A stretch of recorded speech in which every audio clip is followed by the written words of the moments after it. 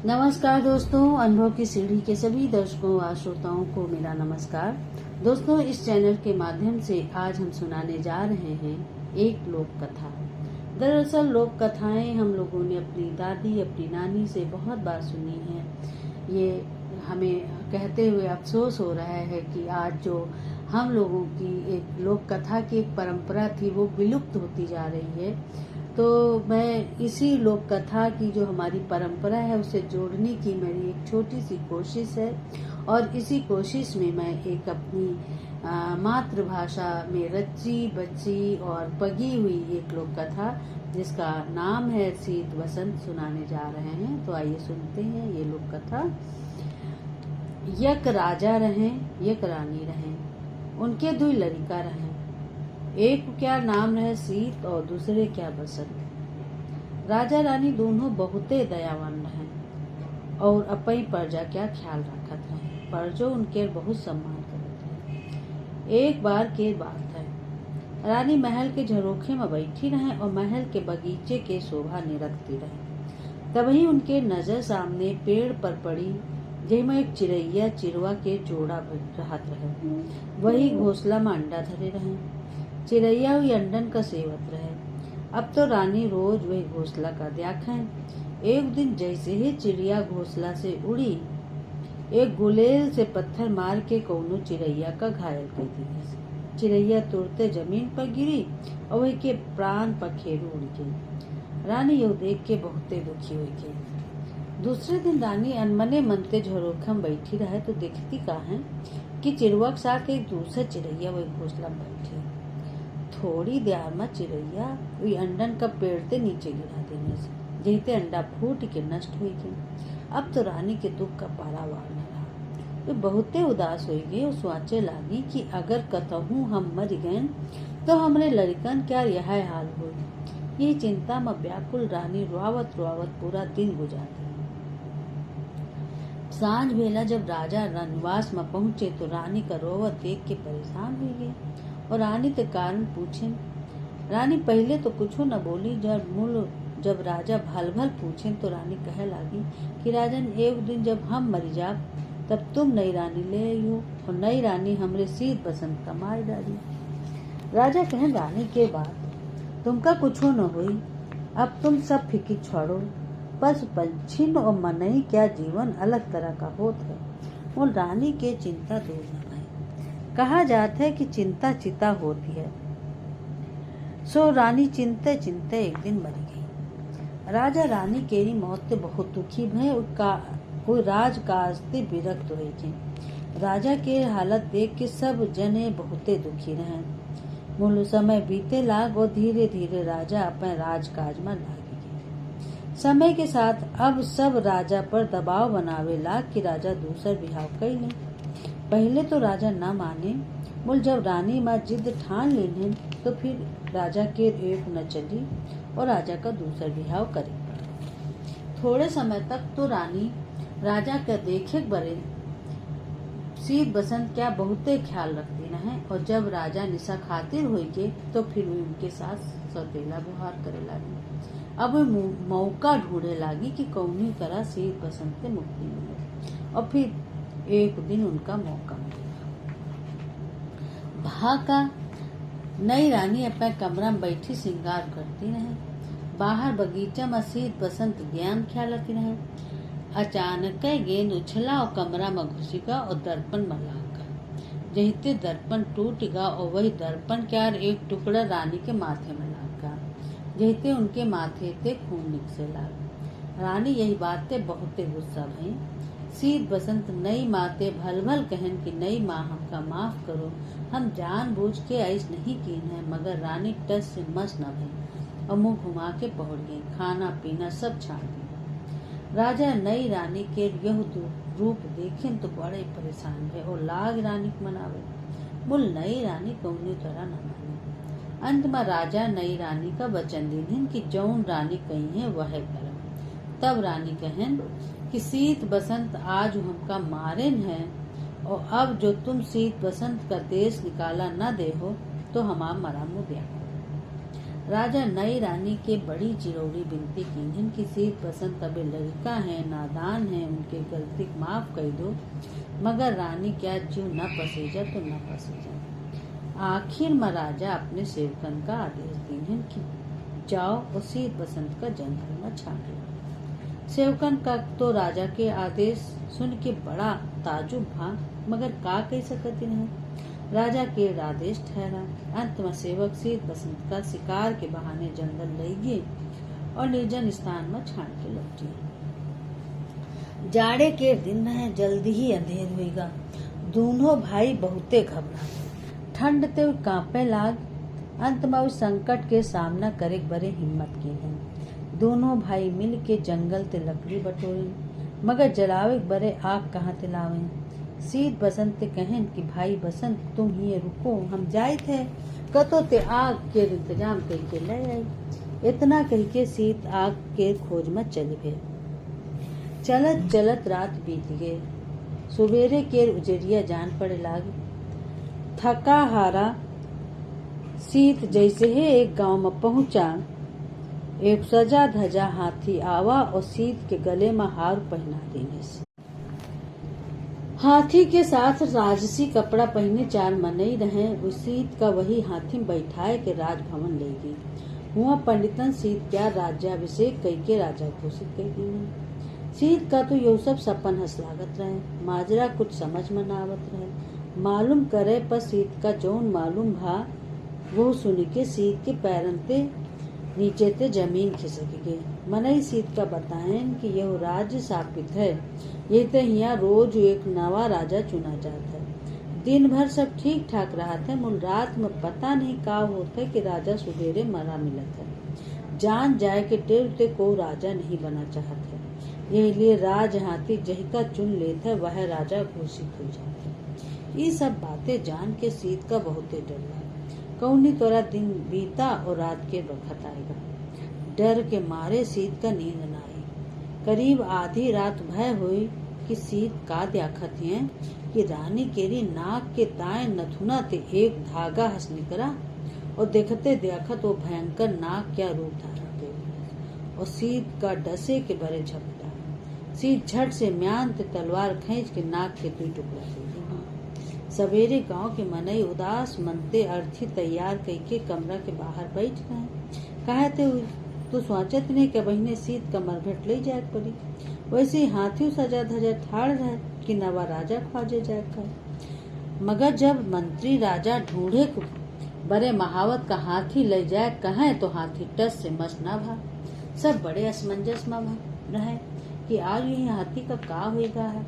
लेकिन यही ते ज्यादा तो अचरज उनका तब भा जब वे पंचे यह देखें कि सीत कमरा ते आँखी मलत मलत बहाने से रानी साथे रहे। जी मनई अर्थी लेके आए रहे। वे राजा का जीता जागत देख के दौड़ के उनके पाए में गिर गए, माफी मांगेला। सीत कहन इमा माफी मांगे के कोनो बात नहीं, तुम पंचन क्या कोनो दोष नहीं। सीत सब गाँव वाले क्या मरा सांप दिखाएं, मुल यह बात न बताएं कि यह सांप रानी के नाक में घुसा है। सब गांव वाले और मंत्री रानी और सीत का कुशल पूर्वक देख के बहुत खुश रहे। हाथी उनका अपनी पीठ पर लाद के पूरे गांव में घूमा। वही के बाद सब जने सीत का अपन राजा घोषित कर दी। अब सीत राजकाज जा फैला। ऐसी जब सीत बहुत देर तक न लौटे तो बसंत का बड़ी चिंता है। दूसरा दिन बीत चला तब उन्हों सीत न आवा तो बसंत अपने भाई का हेरे निकसा कौनी तरह जंगल से बाहर आवा और चलत चलत एक नगर में पहुंचा। भूख प्यास से बसंत क्या बुरा हाल रहा। वही नगर में एक बनिया रहत रहे। बसंत हुए नौकर हुआ। वही के कौनो लड़का बच्चा न रहा। यही बरे वो बनिया बसंत का अपन धर्म पुत्र माने लाग। अब बेसहारा बसंत बनिया के यहाँ रहेला। बसंत बड़ा मेहनती रहे। यही ते बनिया क्या व्यापार खूब बढ़ा। कहा जाते कि भगवान जब देते हैं तो छप्पर फाड़ के देते हैं। अब भगवान की कृपा बनिया पर खूब बरसी। ऐसी व्यापार में बढ़ोतरी है, वैसे उनके कई साल बाद लड़का है। अब जब बनिया के अपन लड़का होगा तो वो यू सोचेला कि कौनी तरह बसंत ये घर का छाड़ के अंत चला जाए। यही लिए अब वही बसंत का तरह बेतरह ते परेशान करे लागे। और अंत में आज ही जाके बसंत बनिया के घर छाड़ दिए। बनिया क्या घर छोड़े के बाद बसंत काम ढूंढे ला। जब बसंत का कौनो काम ना मिला तो फिर गाना गाए गाए भीख मांगे ला। एक दिन हुई मधुर गाना के आवाज राजकुमारी के काने में पड़ी तो वही आवाज पर मोहित हुई के राजकुमारी प्रण कीने कि हम यही मधुर गायक के शादी करब। राजा सुनिन तो राजकुमारी का हर तरह ते मनावे के चेष्टा की। अरे यह गायक एक भिखारी है और तुम्हारे लायक तो है नहीं। मुझ राजकुमारी ना मानी और अन्न जल त्याग दी। जब राजा अपनी बिटिया के प्राणन के बचावे खातिर बसंत के राजकुमारी क्या बिहाव कई दिन। बसंत राजमहल में रहला। राहत रहा जब कई बरस बीत के तो रानी तो बोला कि अब हमका वापस जाए चाहिए, तुम तैयार हो जाओ। रानी बसंत के साथे चल पड़ी। बसंत रानी ते कहन कि तुम कहू क्यों न बताओ कि हम लोग राजघर आने ते आए, तब ही दुनिया का सही तरह से समझ सकती है। चलत चलत बसंत वही नगर में फिर ते पहुँचे जहाँ वो बनिया के यहाँ नौकरी करता है। बसंत बनिया की दुकान पहुँचा। जब बनिया यह देखे कि बसंत तो बड़ी सुंदर मेहरिया और सारा धन लेके आवा है, तब तो बसंत के बहुते आओ भगत कीने और अपने किए के माफी मांगे।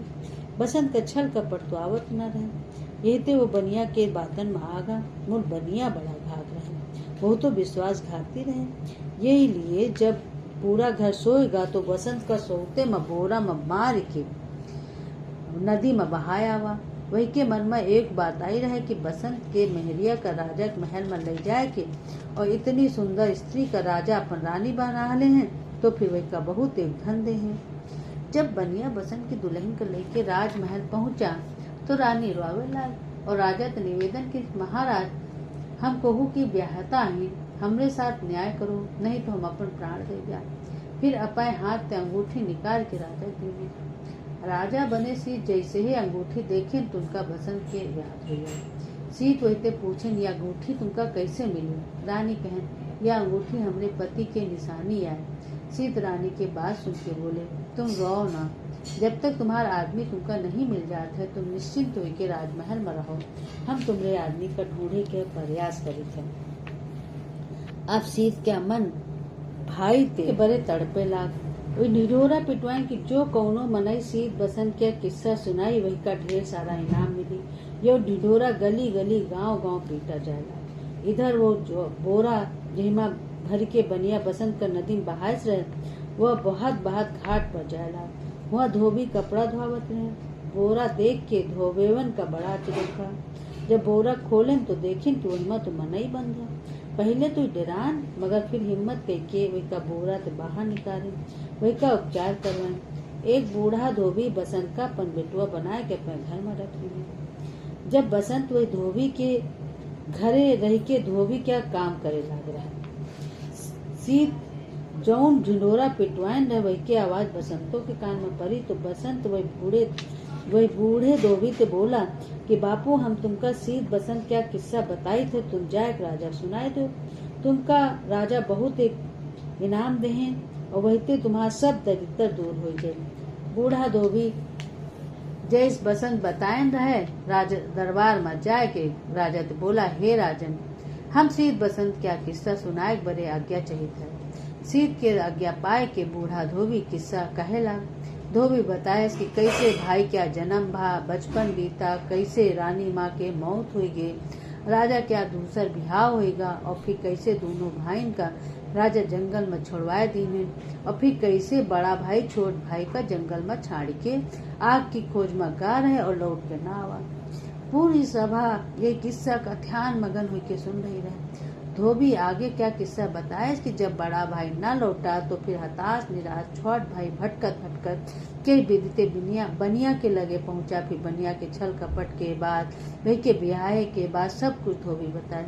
फिर यह बताया कि बनिया कौनी तरह विश्वासघात कही के वही का नदी में डाली आवा। जब सीत का यह मालूम भा कि बनिया छोटे भाई का नदी में बहाए देने से तो वो सोचेला कि अब तो हमारे भाई क्या देहांत होएगा। सीत रोवे लाल। पूरी सभा छोटे भाई के साथ कीन गए अत्याचार के बाद सुन के विलाप करेला। सीत धोबी तो पूछन कि तुमका ये किस्सा के बारे में कैसे पता पड़ा। तब धोबी बोला, महाराज अपराध क्षमा हो। यो किस्सा हमका वह मनई बताई से जेका बनिया बोरा में बंद कई के नदी में बहा देने से। भगवान की दया से वो बोरा बहात बहात धोबी घाट पर जाए लग। जब हम लोग वही बोरा का खोला तो वही ते एक लड़का निखरा। राजा के ढिंढोरा सुन के वही लड़का हमते कहे कि तुम राजा का यो किस्सा बताओ जाए तो राजा तुमका इनाम दे। वो हमका इतने किस्सा सुनाए रहे, यही लिए हमका आगे के बात पता नहीं कि बड़े भाई क्या का भा, छोटे भाई के पत्नी कौनी दशा का प्राप्त है। सीध बोला, आगे का किस्सा तो हमका पता है, तुम हमका हुआ ले चलो जहाँ वो लड़का है जो तुमका ये किस्सा का सुनाए है। धोबी राजा का ले के बसंत के लगे पहुंचा। सीध बसंत का देख के भैया भैया कह के गले लगा लेने। बसंत तो अपने बड़े भाई का देख के भाई के चपक लाग। दोनों भाई एक अरसा बाद एक दूसरे से मिले रहे। दोनों भाई के मिलन का देख के हुआ मौजूद हर मने की आखिर में खुशी के आंसू भरी गई। सीध बसंत राजी खुशी महल में लौट गए। सीध बसंत का बताएं कि वही का नदी में बहाए के बाद धन के लालच में तुम्हारी पत्नी का राजमहल में वो बनिया पहुंचाएगा रहे। वही के लगे तुम्हारा अंगूठी देख के तुम्हारा खोज करवावा है। बसंत अपनी रानी से मिले। सीध धोबी का बहुत सारा इनाम देने और मंत्री का आदेश देने कि बनिया पकड़ के लाओ और गड्ढा खोद के वही माँ गाड़ दो। मूल बसंत कहन कि भैया बनिया को माफ कर दे, कहा है कि वही बनिया के बदौलत हमारा रानी तुम तक पहुंची। देह के पास थे हमारा अंगूठी तुमका मिली और फिर भगवान की कृपा थे हमारा तुम्हारा मिलन हुई पावा। सीध बसंत की बात मान ली। दोनों भाई अपनी अपनी रानी के साथ सुख पूर्वक रह लाग और बहुत दिनों तक राज्य के भोग किने। तो दोस्तों, हमका आशा है कि तुम पंचन का यह कहानी बहुत नीक लगी और अपने बीते बचपन के याद जो है वह फिर से दोहराए गए हुई। तो फिर हम नमस्ते करी थे, विदा ले थे और फिर एक नई कहानी, नई पुस्तक चर्चा, नए कार्यक्रम के साथ फिर मिला। धन्यवाद।